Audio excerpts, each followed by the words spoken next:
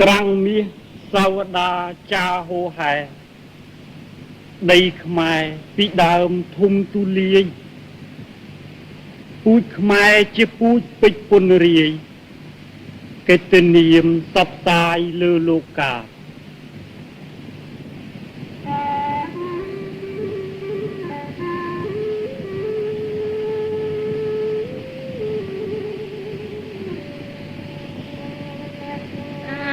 យ៉ាង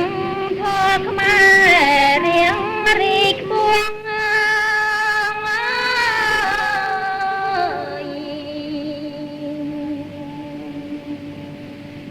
កាងយងគូទីរិនថ្លៃថ្លា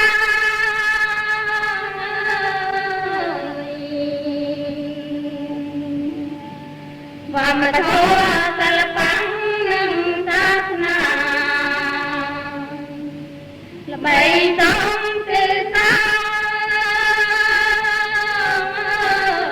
ជាតិខ្លាខ្លាំងក្រោយមកខ្មែរជួឈួតវង្វេងបែកឆ្វេងឡើងចាងអាងកំឡាំងប្រមាថហើយល្ងើចាញ់កលខ្មាំងរួចតាំងរួមតោដូចសពថ្ងៃអតីតកាលខ្មែរត្រូវកុំភ្លេចញ៉ាំ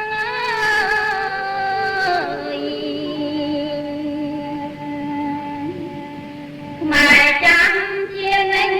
ទាំងប្រស្រី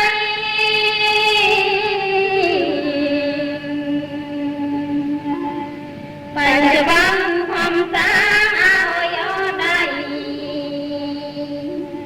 គិតឆ្នៃអនាគតជា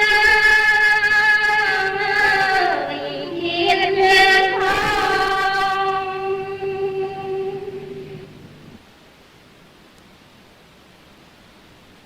មក